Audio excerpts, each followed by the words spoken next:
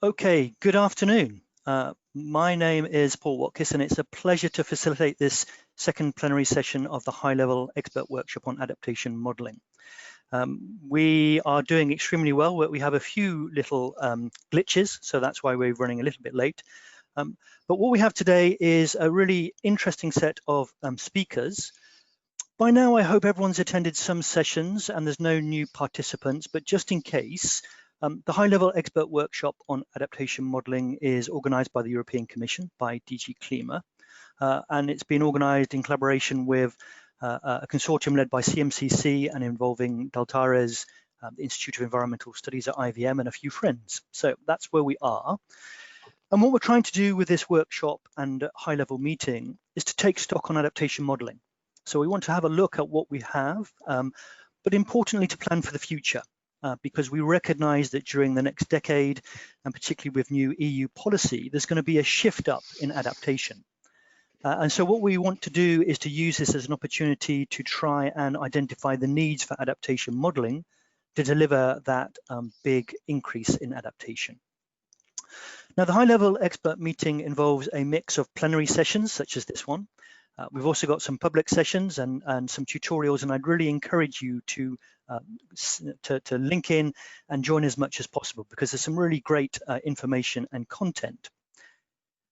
Now, we're on day 2 of the workshop. Normally this would be when we have our second major plenary.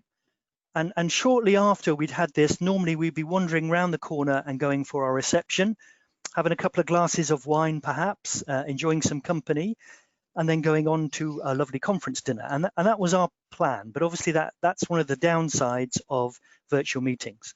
You don't get to enjoy the glass of wine with people. The positives is you perhaps go to the meetings tomorrow morning feeling a little bit fresher and brighter than you would otherwise. So one of the things I would really encourage you to do is we have to learn how to work in this new environment. And we haven't got that opportunity to catch up over a glass of wine or a bit of cheese with someone. So if there's someone you want to talk to or someone that you've seen a presentation for, please send them an email or a WhatsApp and let's try and make some contact going. You know, we have to work ways of trying to talk to each other and coordinate and collaborate in this sort of COVID world. So that's my encouragement. In the absence of alcohol, let's still try and be friendly. This afternoon, we have 4 really fantastic plenary speakers. I would say they're all from what I would call the European supercenters. They're from these really big European supercenters that we have. And for us, this is really an opportunity to hear what they are doing, where they are providing information on climate change adaptation and on risks. And it's an opportunity for us to learn and then use that information in our own activities. But we also have an opportunity to challenge them a little bit, to sort of set out what we want, to ask them questions. And I'd really encourage you to ask questions as we go through this session. So in order to ask questions, there is a chat function, and you can submit a question at any time, even when the speakers are talking. And what we're going to do this afternoon is hear from each of our speakers in turn, and then we will have a question and answer session. So, speaking today, we have 4 speakers from each of these really great super organizations. And I'll very quickly introduce them then, and then we'll go through and speak in turn. So we have Carlo Buontempo from the European Centre for Medium Range Weather Forecast, that's ECMWF. And there are going to be a lot of acronyms today, so you have to remember them. We have Blaz Kurnik from the European Environment Agency, the EEA. We have Feyen from the Joint Research Centre, that's JRC. And we have Zintis Hermansons from the ESPON, which is the European Spatial Planning Observation Network and the European Grouping of Territorial Cooperation. So what we're going to ask them to do is to each of them to give us a short presentation, 10 to 15 minutes, and then we'll allow a couple of questions of clarification. And then when we've gone through all the 4 questions, we'll start to collate themes of questions, and then we'll go into a question and answer session. So we'll take your questions and group them together, and then in turn ask the various panel and speakers to address either questions on individual topics or to ask questions that are relevant for all of the 4 speakers in terms of getting some feedback. And if we have a little bit of time at the end, we may ask them for a final reflection. So we will start off with our presentations now. Can I just check, Carlo, can we hear you yet, or are we still having some problems with you? I hope so. Can you hear me? I can hear you, so that's even better. 2 minutes ago, we thought we weren't going to have Carlo, and we've got Carlo now, so that's fantastic. So Carlo will be our first speaker. Carlo is the director of the Copernicus Climate Change Service, another acronym, that's C3S, and that's a service that ECMWF operate on behalf of the EU, and he's a leading expert anyway in climate and adaptation services. And what Carlo's going to do is talk to us on the recent developments in the Copernicus Climate Services area, but also importantly, some of the future plans. So Carlo, I'm going to hand over to you, and hopefully you'll also be able to share your screen now as well. So we had some challenges, and I guess it's part of this event, especially now that we are working from home, to face some of these challenges, and it's good that we managed to find a solution to it. So good afternoon, everyone, and thank you very much for this invitation. I will spend maybe 10 minutes or so just to introduce to you the Climate Change Service, the Copernicus Climate Change Service, that is run on behalf of the European Commission by ECMWF. Indeed, an acronym that is not necessarily easy to pronounce, and it stands for the European Centre for Medium Range Weather Forecast. So I guess the starting point I want to use is this top level infographic that depicts what the climate change service is all about, in a sense. So on the one hand, on the left hand of this diagram, we have observations, and these are coming from satellites, because Copernicus is largely a remote sensing and Earth remote sensing program, but it's coming also data coming from more conventional data sources such as airplane, balloons, buoys, and so on and so forth. And typically this data is in the order of petabytes. That's a huge volume of data. On the other end of this diagram, you see the users of the data. So we heard before today and yesterday how desperately our society needs good quality information to take decisions about the climate and many activities that are related directly or indirectly to the climate. And clearly, if you were to do it just on the basis of this huge volume of data, then you wouldn't go that far. So there is a need for a step in between that simplify and standardize the information and make it fruitable, usable to the different sort of user. And the users can range from the DGs, from the institutional users, to business, and all the way down to citizens. So this central step is a conceptual step that actually encompasses very different things. And so it can be just a matter of transforming the data, the observed data, into indicators, but it can be much more complex as reproducing the data of the past by integrating the observation in a numerical weather prediction system, and so that a historical time series can be reproduced in the back of that. So the central piece of the architecture of the climate data store of the Copernicus Climate Change Service is the so-called climate data store. So it's a unique entry point to this huge wealth of data. And just to give you an idea of what we mean by huge wealth of data, we have several petabytes of data on disk available for the user. We typically deliver something in the order of 50 terabytes. We just recently reached our record that was 69 terabytes in a day of data to the users. And we have, at the moment, 76 different data sets that we provide. We have attracted, since we started operation a couple of years ago, over 56,000 users. It's always difficult to keep this slide up to date because numbers are moving very fast. And alongside the access point to the data, there is a compute layer, there's a computational layer that allows the manipulation of this huge data set. And what is this infrastructure used for? Well, we have done, in some cases, the end-to-end exercise of transforming this data into something directly usable by a broader set of users, not non-scientists, non-academic users. This was the example, for instance, of this COVID outbreak. And one of the questions that was often asked, especially at the beginning of the pandemic, was what is the role of climate variable in controlling the speed and in controlling the diffusion of the disease. And so in this case, the data we had was put in the context of this pandemic and made available for anyone to use. So should you be interested in discovering the relationship between temperature, humidity, and aerosol and the pandemic, or lack thereof, then you can use this app for that purpose. And this is just an example of how the information, how the data can be transformed into relevant information for the users. Possibly the most iconic of our output is the State of the Climate report, the European State of the Climate report, that is typically pushed out in spring, around May, and provide an analysis of what the last year has been all about in terms of climate. So it builds on over 20 data sets that are available on the Climate Data Store, and has been written by experts across the CGS community and other community, including the EA, with whom we collaborate very, very closely. And one of the important elements that we stress in this report, and we want to put the emphasis in the next phase, is very much traceability. So the idea that anything you find in terms of information on the Climate Data Store or within the program is traceable back to the fundamental components, so the original data and the tools that have been used to generate it. So if we start with these building blocks, so the first element are really the ECVs, the essential climate variables. So these are defined by GCAS as fundamental variables that describe the climate around us. So you see here is a list.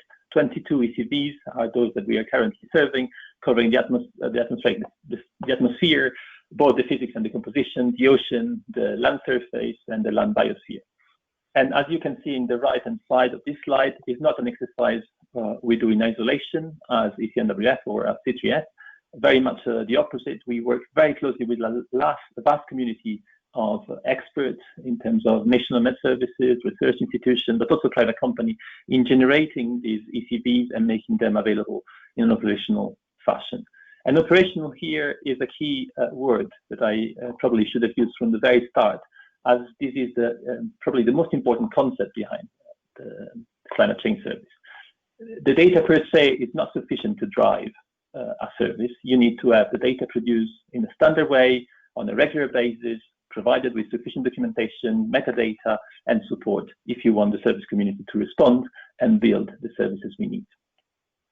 So the second element in this catalog of building blocks are the reanalysis. I alluded to it at the beginning, so the rerun of the story of the weather prediction model using all the observation available to reconstruct the climate and weather of the past. So we have ERA 5, which is the reanalysis that we are using, going back to 1979 up until very recent present. So the integration is run until the date before present, and is made available with 3 days delay.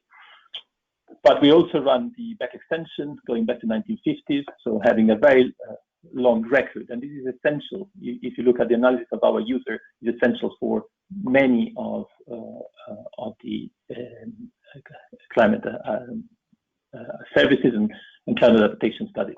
So in this case, you see the emergence of the climate change signal, both in the troposphere at the bottom of the plot and in the stratosphere, the cooling of the stratosphere that you expect from climate change. And the third component are the predictions and the projections. So in this case here, you see the seasonal prediction coming out of the Global Producing Center that we have in Europe. And this is becoming, every year is becoming a more important component in the adaptation, in the sense that having information about the next season and the next few years with the decadal prediction is a key element for decision-making on short time scale.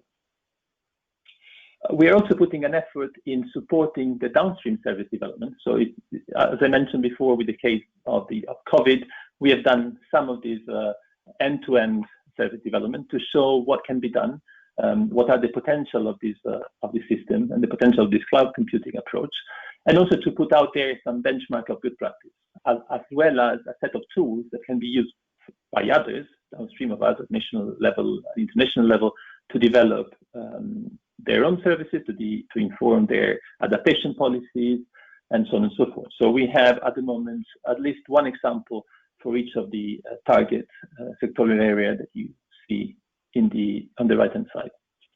So what does it mean in practice? So this is an example for fire that we developed for the tourism sector, where we looked at the risk of fire using the Fire Weather Index, the Canadian index that is also used by the Copernicus Emergency Management Service.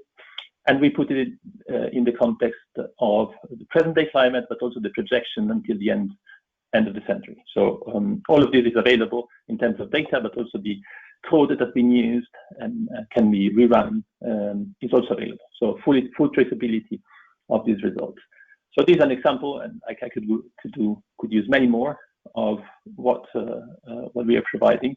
But we very much want to care for what we cannot reach. So we can develop this example one-off here and there, but the community of users is so much broader, is so much bigger, and we simply don't have the resources to care for all of them. So what we want to do is to work alongside other institutions and ensure that the advantages of this approach in terms of data production, in terms of operationalization, in terms of tools, is then shared and used by many others downstream of us. So this is an example that we are working on with the EA for the Climate Adapt portal. So we are now in the beta release, and the idea is that the information you will find in the future on Climate Adapt will be directly linked to the Climate Data Store, the data set and the tools there in a way that is seamless. So you will have the experience of the Climate Adapt, and underneath there will be the Climate Data Store, a bit like Intel Inside in the old computers. So a technology that can then be used by many others to expand and build upon. So I can probably leave it with that, because this is really the model we want to pursue, not only with Climate Adapt, but with many other portals, caring for that interface between the Climate Data Store, between the data infrastructure that we put together, and organization and communities of users and policymakers downstream of us. So just a top-level overview of the evolution and now the different elements of the essential climate variable, the Climate Data Store, the reanalysis, the climate monitoring, and so on and so forth, are contributing to a much broader set of goals, going, the European Green Deal all the way into the global stocktake that is coming up, both the first and the second global stocktake. So without taking more time than that, I'll leave you with that. Thank you very much for your attention. Thank you ever so much, Carlo, and that was perfect timing as well. So very, very timely and useful, and also a good indication about the sort of direction and the linkage through with what we're trying to do here. Now, we do offer the opportunity for people to ask questions. I don't think we've had any questions about clarification so far. And what I'll do is I'll go on to our next speaker, and then we can come back with some questions at the end. But yeah, what we'll do now is we'll move to our next speaker. So let me just put my webcam back on. And what we're going to move now to is a presentation that links very seamlessly to the mention of the European Environment Agency. Our next speaker is Blaz Kurnik from the European Environment Agency. He obviously is in Copenhagen with the agency and is a leading expert on climate change impacts and adaptation. And what Blaz is going to talk about is EEA's activities relating to assessing climate risks and monitoring adaptation progress. Over to you now. I think hopefully you can share your screen and we can start on the second high-level presentation. Brilliant, excellent, we can see your screen, thank you. Okay, that's good. Thank you, Paul, and I hope you can hear me and you can see my screen. You can confirm that, Paul, maybe? Yes, we can see your screen. That's working perfectly. Okay, very good. Thank you.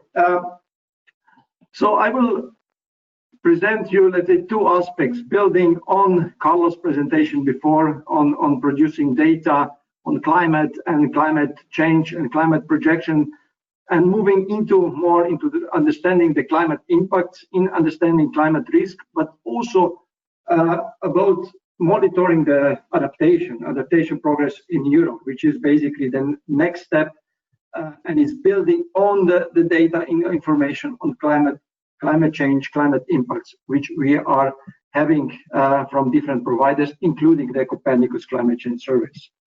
So just to introduce you, just to warm you up a bit, we have experienced quite severe climate and weather-related losses in the past. And this is the data which we have in EA indicator based on the Munich Re information, and saying that we actually have lost around 90,000 let's say people. We have 90,000 fatalities in the last 40 years or so, and we lost around 430 billion euros due to the extreme weather and climate related events, and only 1/3 of these were insured. Most of the fatalities came from the, let's say, extreme climate events like heat waves, and most of the losses came from, let's say, floods and windstorms. Of course, the insured losses are mostly related to the windstorms and floods as well. And what about the future? This is actually showing the climate projection. We know that Europe is warming up. We know that Europe will warm up even more in the future. Of course, it depends on what kind of, let's say, success we will have with the climate mitigation.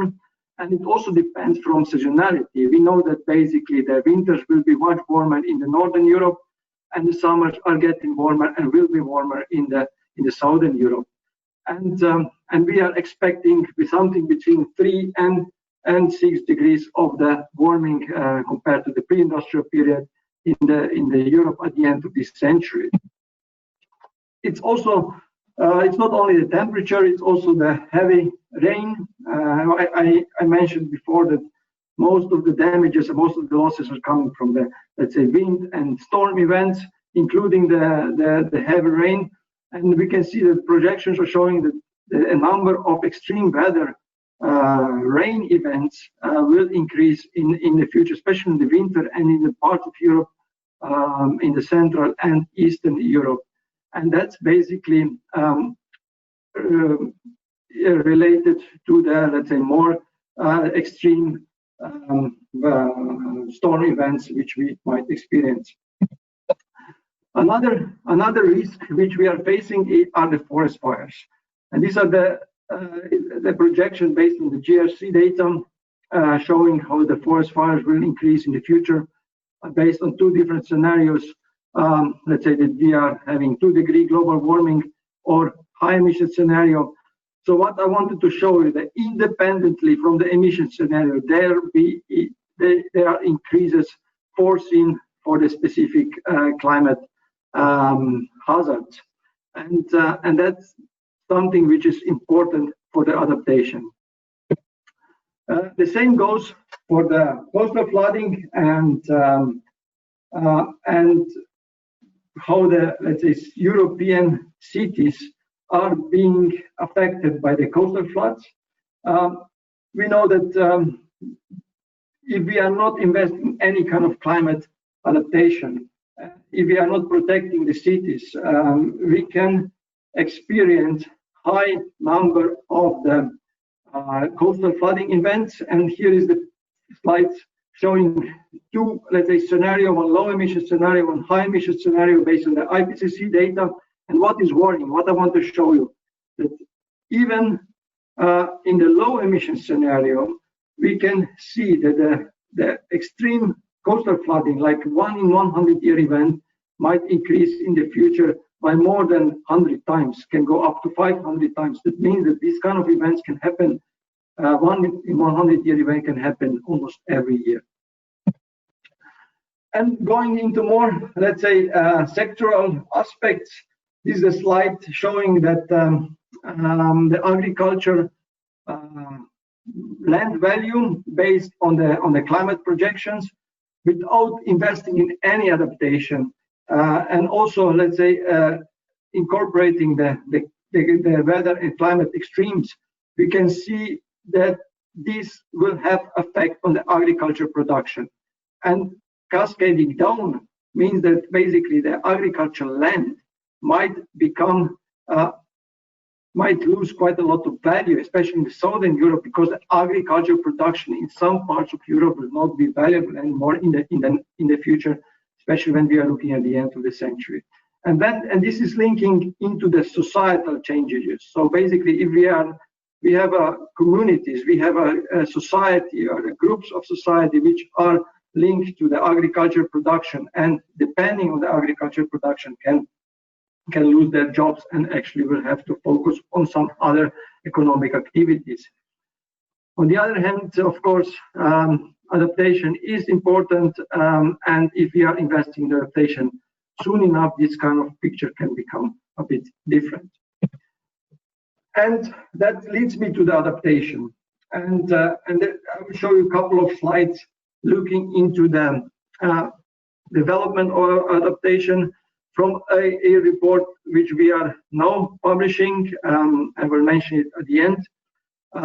And we know that basically there is a progress in national adaptation strategies and adaptation policies. They're basically up to 2020. We have all European member states having national adaptation plan or national adaptation strategy.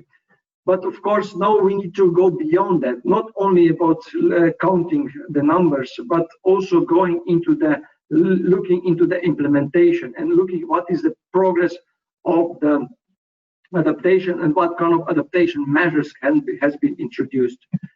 And this leads me also to the how we should support the country, how we should support the different, let's say, communities.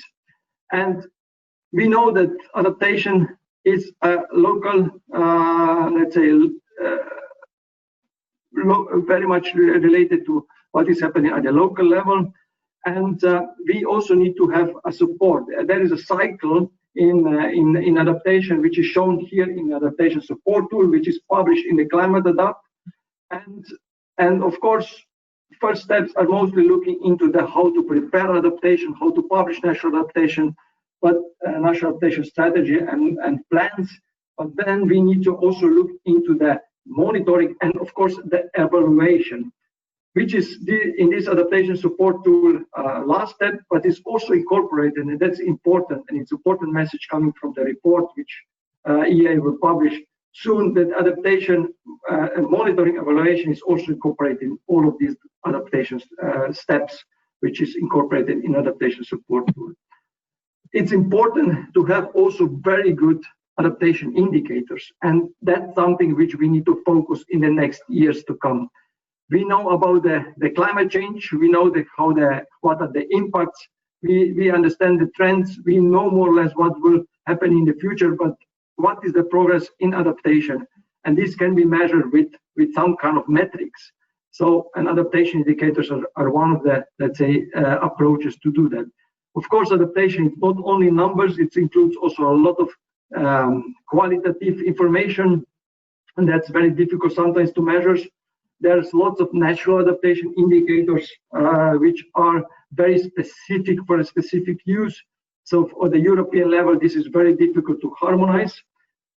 And of course, leading to the European adaptation measure indicators, there is a lot of some activities under the Center Framework for Disaster Risk Reduction or the Sustainable Development Goals, but of course, we also need to look in harmonizing adaptation indicators in Europe and actually agree on some kind of common indicators.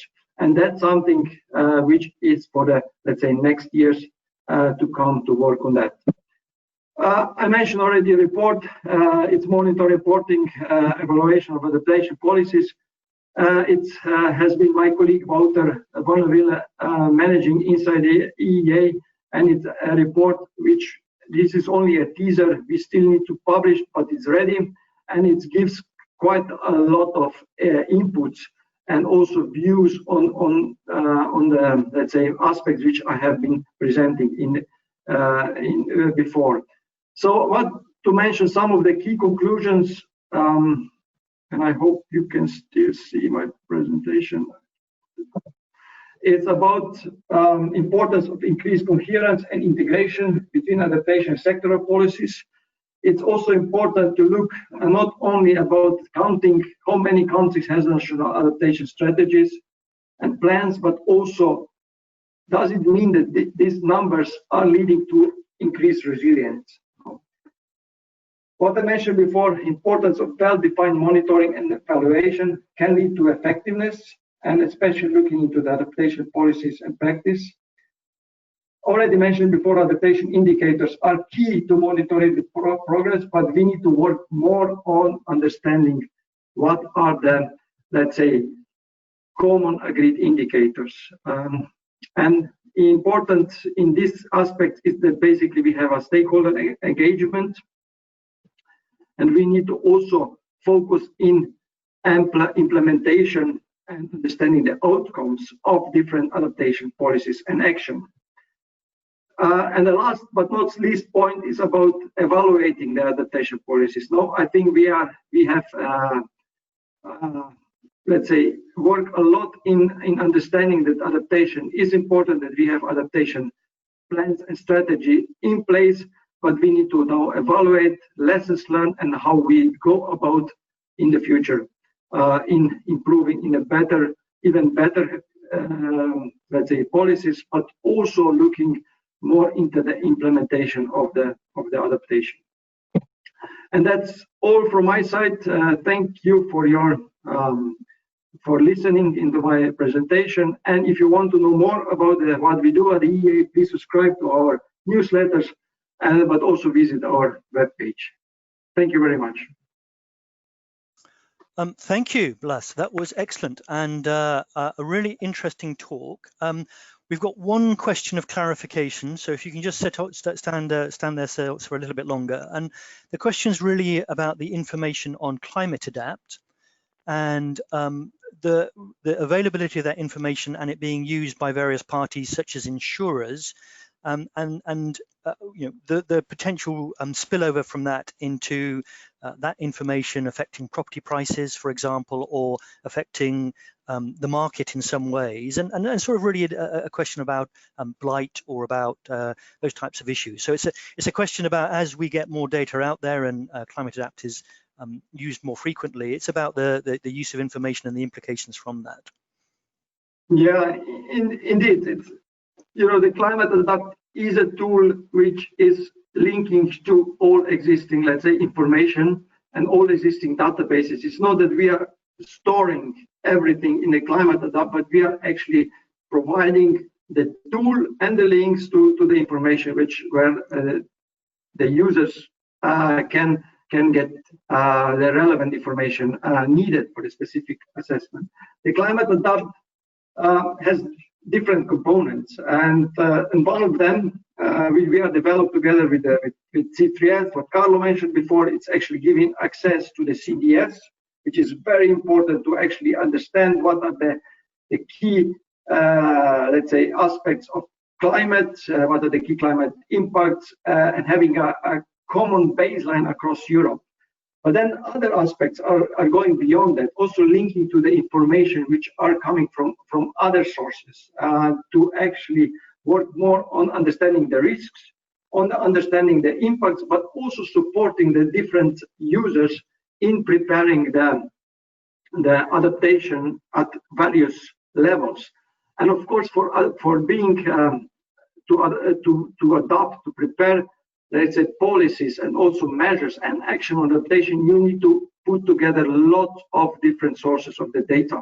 And the Climate Adapt is not storing this, but it's hopefully giving access to various, let's say, data sources which go beyond climate, which go also to the societal vulnerabilities, go to the economic data, and also to the different sectoral information. In Climate Adapt, we have various sectors included, and the user can actually read how the adaptation is mainstream in the sectors, but also at the end find links and find a way how actually to get information for other sources. Great. We've got lots of questions starting to come in, but we'll save those for the end, just to make sure that we get through and give our speakers each the opportunity. Great. And I can see that our next speaker has appeared already. So Luc Fayon from JRC. Obviously, many of you will know Luc. He's one of the leading flood risk modelers in Europe anyway. Been very heavily involved in models such as LISFlood and particularly the PESETA studies. And Luke is going to give us a talk about JRC-led research on adaptation, and I think that will include PESETA, but also much more. So Luke, over to you. Hopefully you can share your screen now with us. Thank you, Paul, and thank you, organizers, for the opportunity to present our work. So from the Joint Research Center, part of the European Commission. So we are in very close contact with our colleagues in Brussels from DG Klima, trying to support their in their policies on mitigation and adaptation related to climate change. And we try to basically expand the knowledge base on climate impacts and adaptation. And I want to show you a few of the items that we've been working on in recent years. So many of our impact analysis is grouped under the PESETA studies, which is something that we started in the early 2000s and was initiated from our colleagues in Seville. So the name is a bit due to the nostalgia for the old currency they had. But it's basically trying to understand what are impacts in different sectors in the EU using bottom-up impact analysis to see whether there are regional patterns in these impacts, and then for mitigation, see how different climate mitigation impacts can avoid impacts. And in view of adaptation, we then try to see whether adaptation can reduce these impacts. The strengths of this approach is, so in the PESETA studies, there's people, more than 50 people across the GRC in different groups working on agriculture, transport, energy, floods, disasters, who work together. We use a common set of scenarios, so we try to be consistent in socioeconomic data that we use, and then try to do a lot of physical analysis, try to estimate some direct impacts, and then we also feed this into a sectorial economic model to see the wider effects on the economy.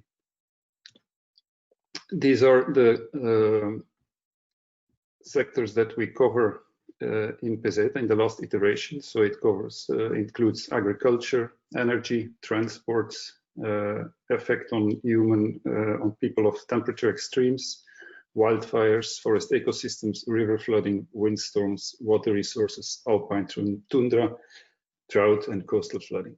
So I don't have the time here to show results of all of this impact analysis. All of these studies, they first of all look at what are the impacts now and in the future for different levels of warming. And some sectors, they more specifically also look at adaptation. And in this presentation, I will focus on that.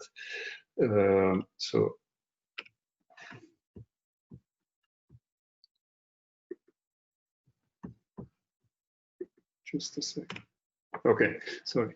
So this is the study on flood risk. So on the bottom left of your slide, in the circle, you can see that currently flood damages are around 7 to 8 billion annually. And without adaptation, you can see that by the end of the future, these are the purple bars for the different warming levels, that without any mitigation, we end up with about 50 billion of flood damages each year. If we mitigate to 1.5 degrees, this can more or less be halved. So this is the effect of climate mitigation. Then in terms of adaptation, we actually analyzed 4 different options. One is increase or strengthening of dikes, which is a measure that has been applied a lot in the past. The relocation of people and assets, then retention basins, and flood proofing. As a GRC and in support of Klima having a pan-European view, we have to look for data from sources that are available, and it's very difficult to apply these tools at such wide scale. So we collected a lot of data from these measures from different studies, most of them local scale, and we try to use a bit of average numbers and the uncertainty there around in terms of costs and benefits of these measures. But most of these studies and the result of our study shows that all of these measures can be cost efficient. Flood proofing, for example, can be very cost efficient, but of course it does not avoid a flood to happen, so you cannot reduce all the impacts. Relocation is very costly and is also very difficult from a social perspective because people don't like to move, which is normal. Dike heightening is also effective, but it is more and more understood that this is not always the preferred option because you basically transfer the risk downstream, and it often tends to stimulate further development behind the dikes. So one main conclusion of the study was that retention basins can be very cost effective. This study did only look at the economic side aspect of it, so we did not even include co-benefits such as the restoration of floodplains and more healthy ecosystems. So if one would include also these aspects in the evaluation, they likely become even more attractive. Then for coastal flooding, so the slide is divided in two sides. On the left-hand side, you can see the situation if we do not act, and on the right-hand side, if we act. In the middle, at the bottom, rather small, you can see that at present, economic losses from coastal flooding are about nearly 1.5 billion a year. So it's much less than from river flooding. And about 100,000 people are exposed. If we don't act, however, the cost from coastal flooding will rapidly grow above those of river flooding. And that is because with high emissions, we see that sea levels will rise on average in Europe about 85 centimeters, but with a range between 0.5 meter and nearly 2 meters. So in some locations, under some conditions, you may have a sea level rise of 2 meters. So in this study, we only looked at, as an option of adaptation, is to strengthen dikes, which may not always be the preferred option because nature-based solutions could also be used to strengthen our coasts.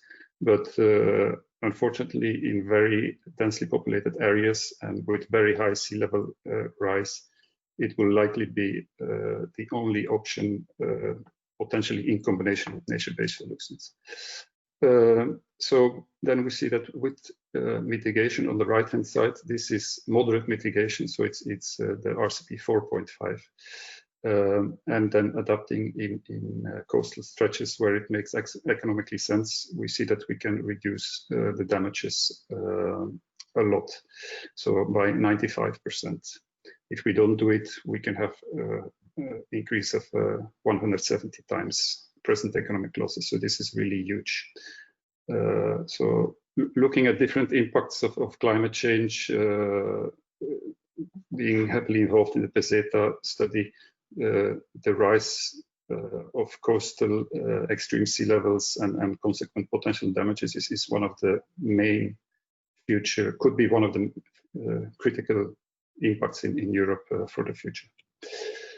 Now, what the PESETA studies has learned us is that the key unknown in climate impact analysis and climate adaptation model is that we don't know a lot about the vulnerability of ecosystems, of people, of assets. I take here the example of the river flooding, which if you see to the literature, river flooding is an aspect that is dealt with a lot in literature, and there are damage functions available. So it's one of the well-studied aspects. But one aspect is that how well are we protected now? To what return level of extreme sea levels or river levels are we protected now? There's a lot of uncertainty on this aspect. There's a database which continuously evolves, but there are still many gaps in understanding how well we are protected today. Then if a flood happens, what is actually the damage? On the right-hand side, you see an example of different damage models that are currently available for a specific land use class. So it is both the maximum damage for a specific land use class as well as the range of the relative impact, which varies a lot. So there's huge uncertainty on that. Then another key unknown in terms of adaptation is what is the cost of different measures, which is very specific on local conditions. That's why it makes it very difficult to assess this at pan-European level. So we have to work with some kind of average values and estimates. And linked to the high uncertainty on present vulnerability, basically adaptation is reducing the vulnerability. So if you don't know very well what is the present vulnerability, it's very difficult to assess what is the benefit of a measure in reducing this vulnerability. So these are two of the key unknowns. Something on our work, so we disseminate this into as scientific publications where you find a lot of detail on the scientific methods that we use for those interested. Then we have a dedicated PESETA 4 website, and there you can find the integrated report, which is more written towards policymakers. We have specific reports for each of the sectors that we did. We have the infographics, the two examples that I showed before.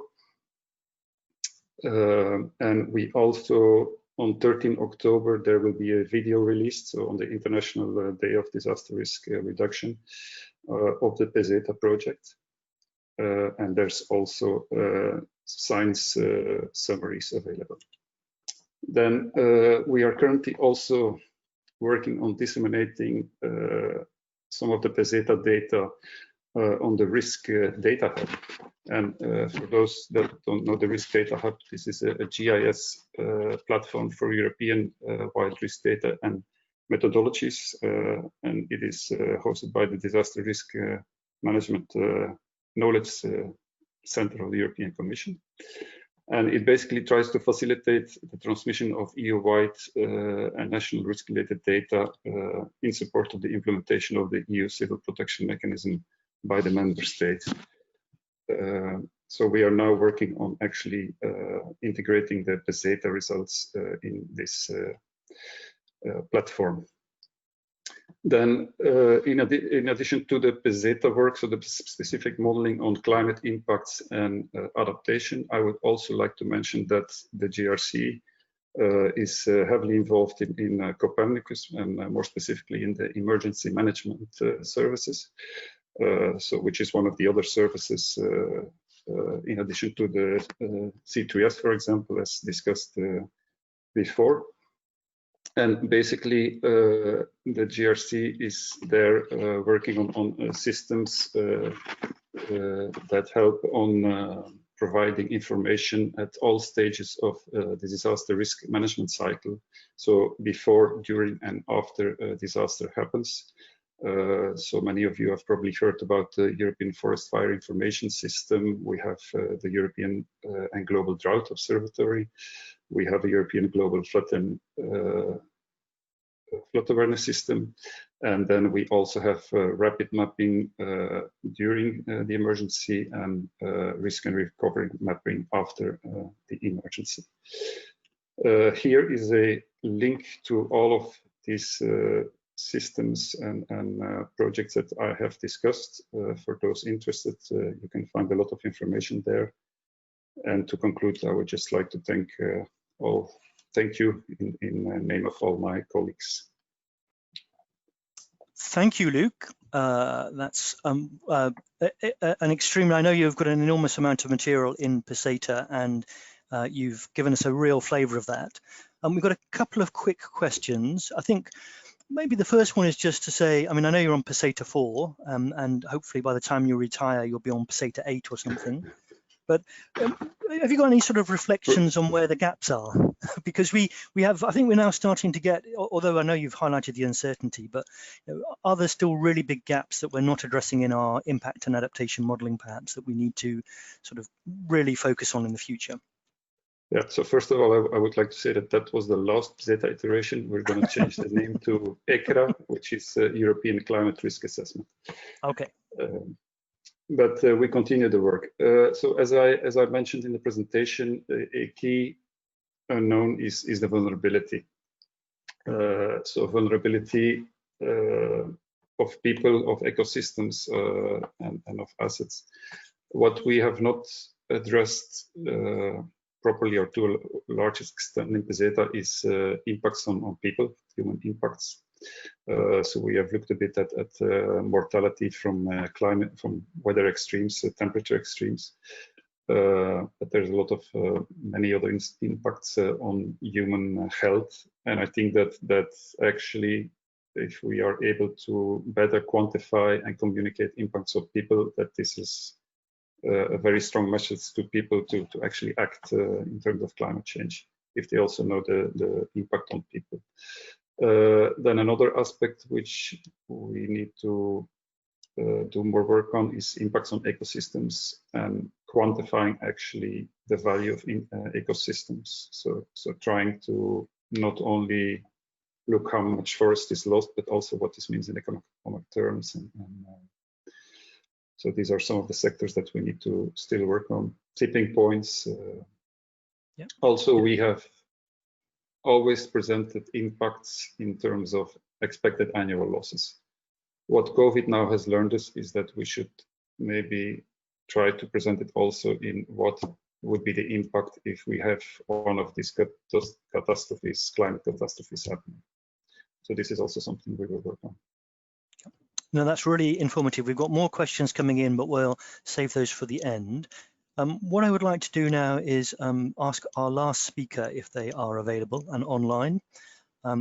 Hopefully we have Zintis Hermansons. Have we got you online?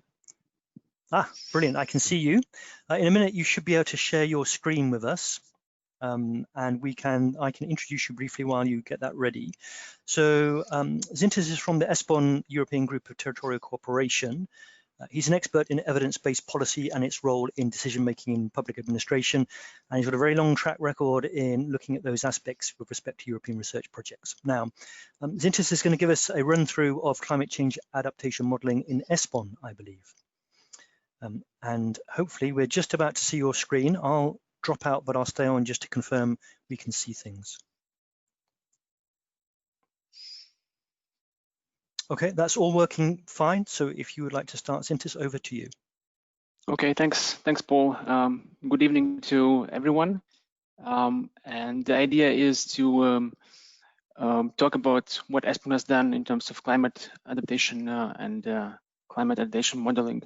But before I start, I think I need to say some words about ESPON because, as you, Paul, mentioned, I think the acronyms have kind of evolved and there'll be some misunderstandings. So ESPON is one of the 4 EU-funded interregional cooperation programs dealing with territorial research. The ESPON 2020 program covers 27 EU and 5 partner states. And the ESPON EGTC, which stands for European Grouping of Territorial Cooperation, is based in Luxembourg, and we are the ones who are implementing the ESPON 2020 program. And we also have contact points in all our member states, and you can get in touch with our contact points to learn more about our research. Adaptation to climate change is a familiar topic to ESPON. In all ESPON programs, we have had at least one project dedicated to this theme, mostly looking at the territorial dimension and addressing topics like territorial impact of natural hazards. I will briefly speak about 3 ESPON projects, ESPON Climate Project from the ESPON 2013 program, and ESPON Titan and ESPON Greta projects from the current ESPON 2020 program. So the ESPON Climate Project is perhaps one of the most well-known projects, and although it was completed in 2011, we still get requests for data used in the maps, and I think it's for the good reason, as the EEA has noted, ESPON Climate Project provided one of the first comprehensive pan-European multi-sectoral assessments of vulnerability. And the project was really unique at the time because of its clear territorial dimension. So at the heart of the ESPON Climate Project was the climate vulnerability assessment methodology, which combines, I think, by now the very well-known elements of exposure to natural hazards and territorial sensitivity of the regions, which then is translated to potential territorial impact of climate change, as illustrated in the map on the right. And by combining this to the adaptive capacity of the regions, one gets an outlook on territorial potential vulnerability to a climate change. The potential impacts of climate change vary across Europe. Particularly negatively affected regions are primarily found in the south of Europe, for instance, the big agglomerations and the summer tourist resorts along the coasts. The adaptive capacity of European regions shows a similar yet inverted pattern. Northern and Central European regions have higher capacity to adapt to climate change than regions in the Eastern and the Southern European countries. And the map showing the potential vulnerability to climate change in Europe seems to mirror the territorial pattern of potential impacts, but with even more pronounced south-north imbalance. This is due to the high adaptive capacity in Scandinavian and Western European regions, which compensates for the potential impacts projected for these regions. So, as you can see, very interesting maps, and I think it ties very much together what Blaz already presented earlier on the natural hazard risks.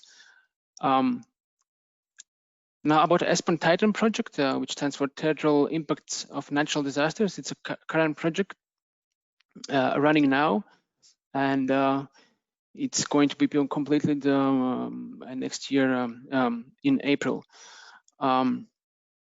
The project covers exposure of European regions to floods, droughts, windstorms, earthquakes, and landslides, and analyzes direct and indirect economic impacts at territorial, mostly NUTS 3 level. And there are two parts in this project. One of the tasks for this project is to develop a global methodology to analyze pan-European regional trends with available data. And then there's also a task to elaborate local methodology for a more detailed spatial level analysis at NUTS 3 scale, and here we have selected two regions in Czech Republic and France. And also this project will give an overview and, let's say, an inquiry into effectiveness of disaster risk management instruments and policies via 8 case studies. A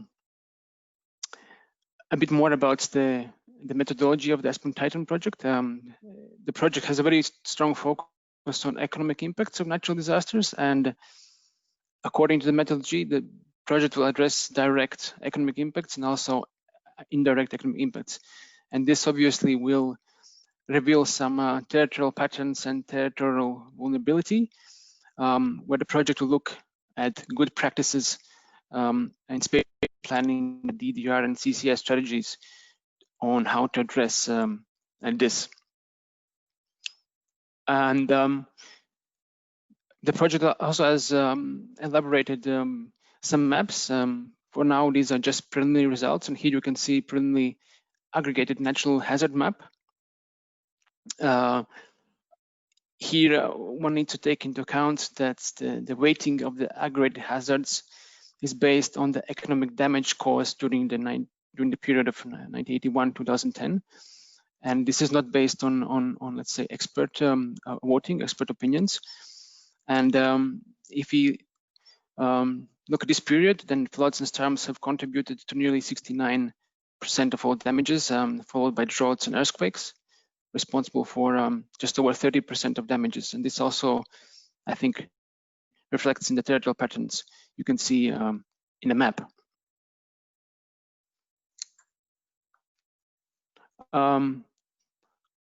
Then as far as economic impact analysis goes, the starting point for the analysis is building impact pathways to actually understand how natural hazards create an economic impact. And this is a qualitative analysis, not constrained by data availability.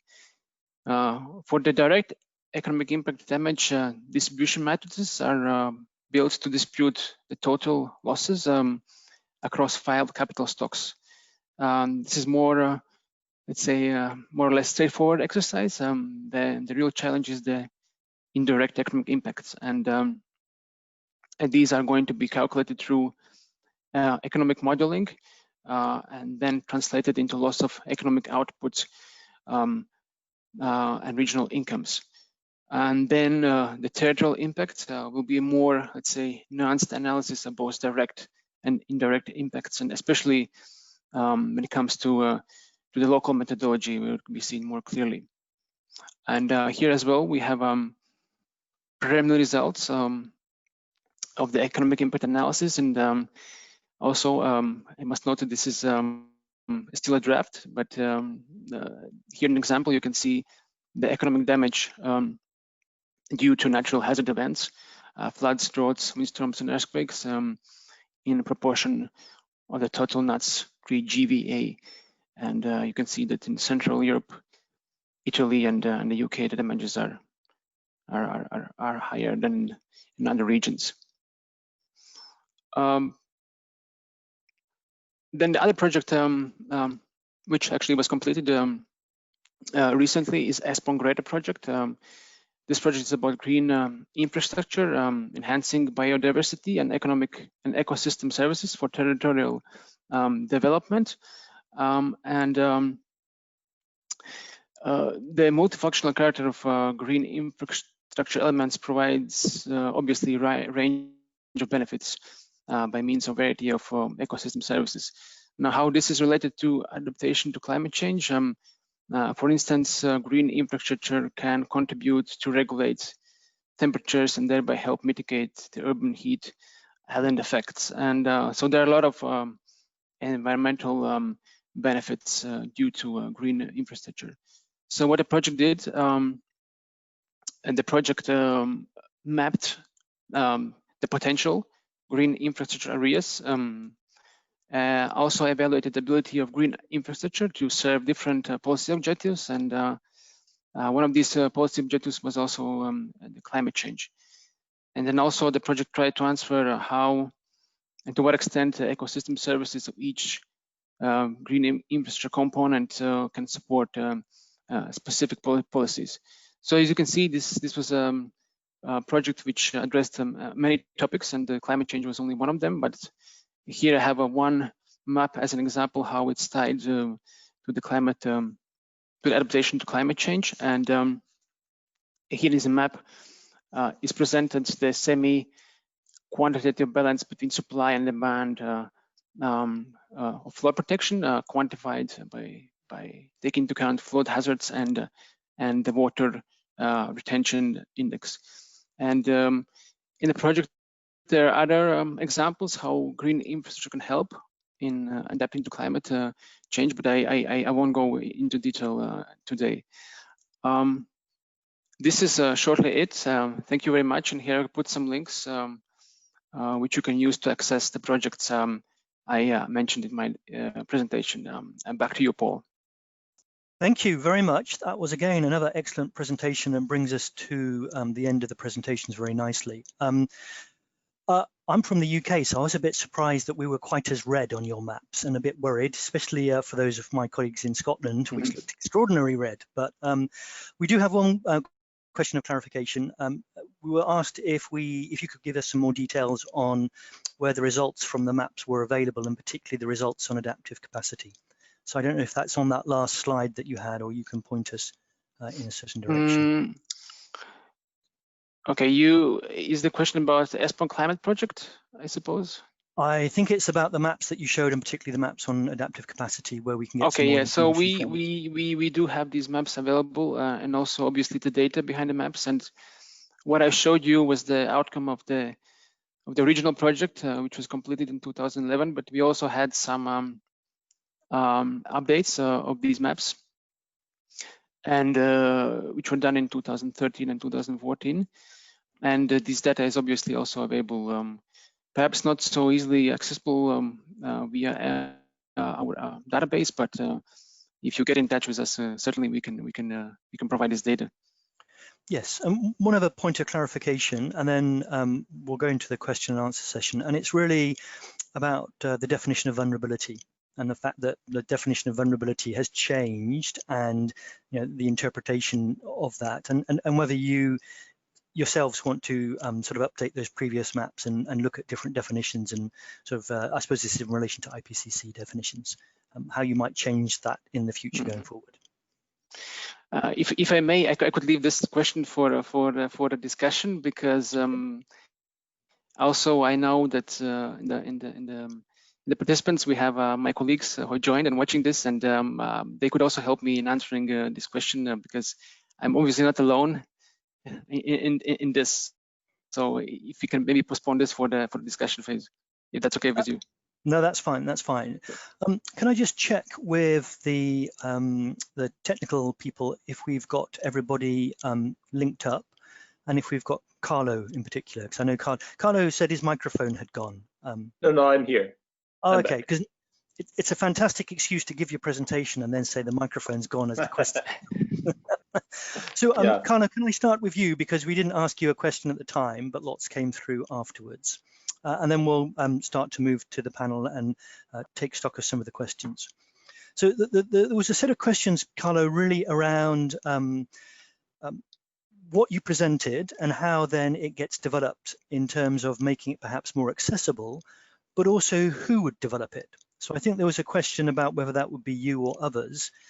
And linked to that, I think very much what you see the role for the private sector in climate services. And I think, I have to ask it on from that, how you then deal with the issues about quality and verification when you have private sector climate services as well, and that sort of chain of responsibility. So anything that you could give us there would be enormously helpful, because we had 2 or 3 questions there. Yeah, okay, thank you. Well, the first point is that clearly we are not, even now, we are not implementing the program on our own. The program is implemented by ECMWF, but most of the budget is given out in contract, as it happened for large European programs. And so the private sector is already playing a very significant part in shaping up and organizing the service as it stands. So all the different components, from the ECVs to the more application side, is actually developed by, in part, by the private sector. Now, in terms of climate services and what is the role for the private sector in climate services going forward, I think that this distinction between the underpinning data infrastructure layer and then the exploitation is very important. What the emphasis for us is really to ensure that the underpinning data layer and data infrastructure is solid and provide sufficient quality and standardization and operational running for others to build upon. Some of these others would be public entities, national med services, or international entities, or DGs, and so on and so forth. Some other would be private sectors. So if you see the analogy of what's happening at the moment with weather services and the weather information, we do see a market for weather services, and this market is of very good quality. I'm a client myself of some of these services. So I do see a similar role being played by private players. And the challenge you posed to me, which is how do we ensure the quality of these services, I think it becomes, at least partly, an issue of data standard and metadata and traceability. So what I was alluding to in the case of the example I've shown, so that what is there, the plot that is there, is traceable to this fundamental component, I think is a principle that should be applied throughout, and we should ensure that every player in the field should be able to trace back to their application, their services, to fundamental building block, and to, as much as possible, open and traceable workflows. Okay, that's really interesting. Now, I have a question that I'd want to ask all of you. I've got 2 questions that I will ask all of you.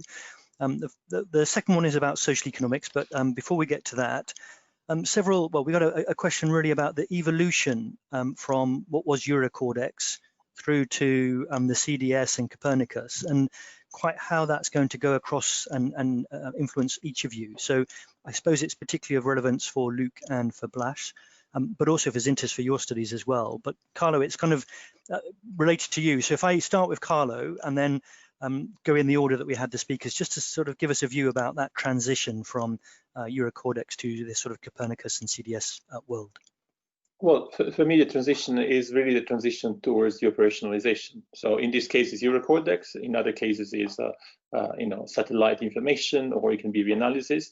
And for me, is ensuring that that data is, so Eurocordex is first of all interoperable with other data sources. So if you want to mash up the Eurocordex data with observational data coming from ground station like EOPS or the like, that's easy to do. And secondly, that this is produced routinely on a good quality basis. So if you look at Eurocordex, for instance, you have a combination of GCM, RCM. Not all the possible combination were run because there was no interest to do that. So I think thinking in long term, a natural evolution is to ensure that we design the experiment, or we provide feedback to the experiment we would like to run, and have a consolidated set of run that can be used throughout. So this becomes a reference. And finally, the issue I was referring to in terms of providing metadata and traceability, so that once we have that reference data set, anyone can use it, and we can ensure that this is traceable back to that original submission. And Blaz, how will that cascade through to the European Environment Agency and everything that you're doing as well? Yeah, it's an important point on how we are actually linking together. So we are here with the projections. We are fully relying on the Copernicus, on the CDS, when this will be, let's say, Eurocordex somehow also stored and presented in CDS. So then we can link it to the Climate Adapt. And then we are also relying fully on the assessment side from GRC, because these are our, let's say, key inputs to our adaptation assessments. Of course, these things come together into the, let's say, Climate Adapt, and Climate Adapt is then a tool which is regularly updated, daily updated with whole our team, which it's supported by our ETC. CMCC is also involved in that. But also then with our expert, us in the group, which then we are looking and talking together with our networks, and of course with all scientific and components of the European Commission, for example, and then we are then providing and preparing assessments. It's very important that basically we have a traceable and quality control information before we can actually prepare adaptation assessments. And our key stakeholders are the policymakers, who are then using this information in a manner that is easily accessible and easily understandable, that they can then invest into preparing, let's say, adaptation strategy plans, but also implementing adaptation at a different governance level.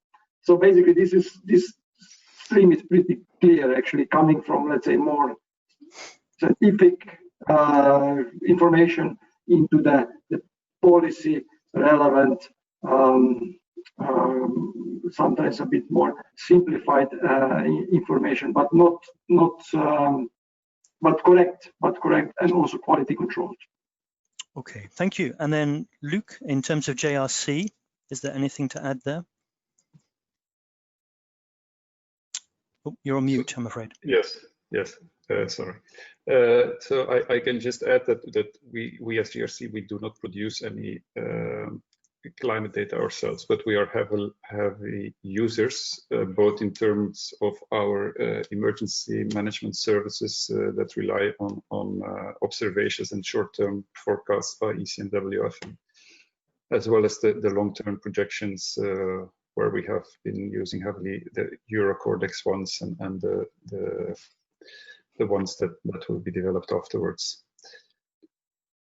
Okay, and then finally, Zintis, anything from your side? You're sort of, again, using information and packaging it up, and is there anything that you want to add to?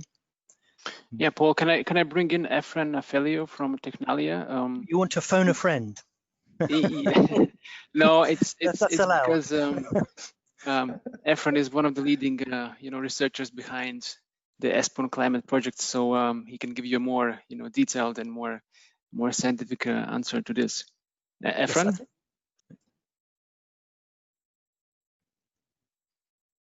can you hear me? yes, we can hear you. Okay. No, first of all, well, answering the question about the IPCC definition, that as a matter of fact, the ESPON Climate, which is a project from 2011, was following IPCC 4 because that was the state of the art then. And in the current project that we are developing for analyzing territorial patterns of economic impacts of natural hazards, when analyzing the territorial vulnerability at NATS3 level, we will use the updated IPCC 5 definition. So this will be updated, as you were asking.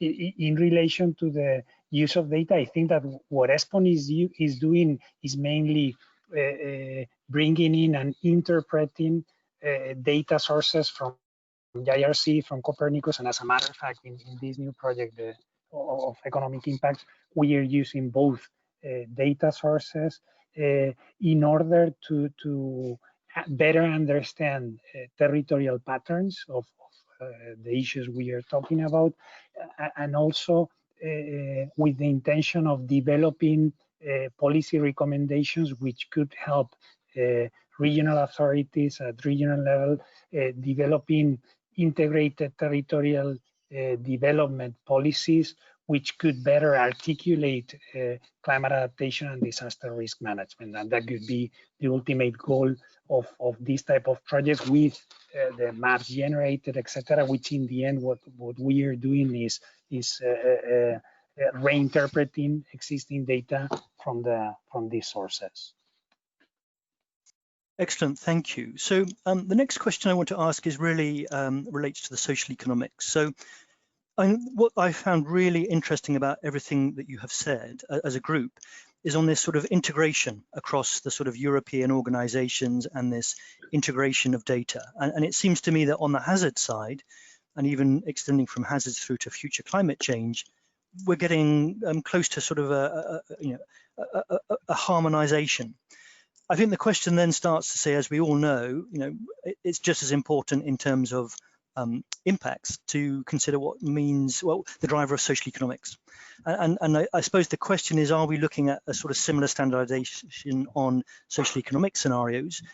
Are we going to get European narratives on what Europe's going to look like? And I guess that's really important, particularly with the various policy objectives on net zero and Green New Deal, where perhaps there is a degree of greater harmonization. But it's again, so that the real framing question is, we seem to be going in the same direction on the hazard side.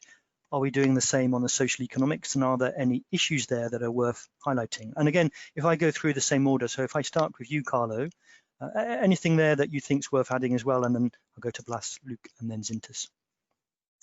Well, I mean, clearly, when you look at these elements, they are not the hazard. I think that's where we really value the partnership, and we see that mostly happening downstream of us. We don't have the know-how or the resources to care for all these interfaces. And so what we see is that we provide mostly the hazard component. As I mentioned, there are some cases where we go all the way down, but these are just examples. And we do see that integration and that cooperation happening downstream. We would very much support a sort of standardization across Europe for this non-hazard component, if you want, but it's something I don't think we can play necessarily a leading role or a significant role. Okay, and Blaz? Yeah, I would echo Carlo here. I think it's important that we work together, all these institutions which we are now representing in this session here, to work together when we need to address the adaptation, because adaptation, is a combination of the vulnerability, hazards, exposure, linking to all these aspects to decrease the risks. So what we do, it's mostly looking into the adaptation side, how actually we should implement adaptation, and relying on the information, for example, on the hazards, on the climate impacts, on on the various inputs, including C3S, and on vulnerability, also what GRC is doing in let's say, different capacities. Okay, Luke, same question to you. Yes, two things I would like to mention here. First of all, is in the scientific area, there's there's the SSPs scenarios that are used.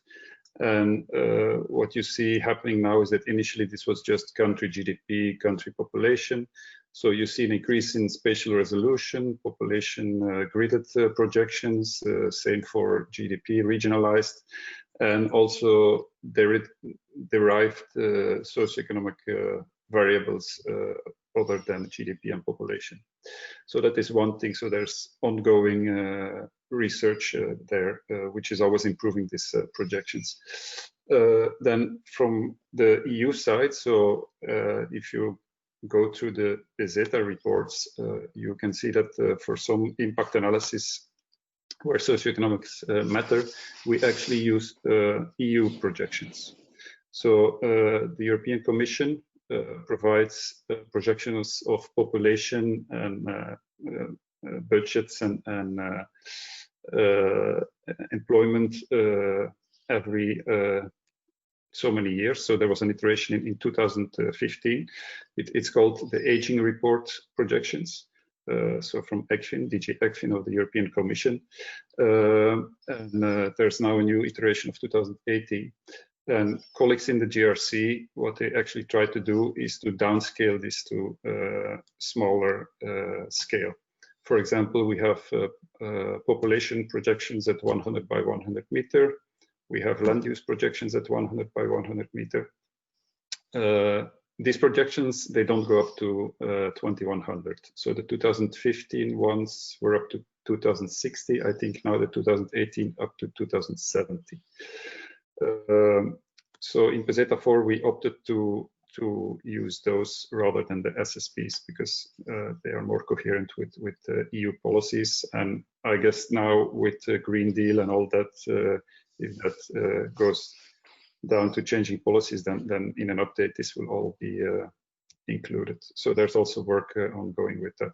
Also for our water analysis in PESETA, for example, we have a water use model, which actually builds on population projections, land use projections as well. Okay, so we try to incorporate it as much as possible. Thank you very much. Zintis, anything to add on that one? Can you? Yes. On social economics. Oh, you're on mute still.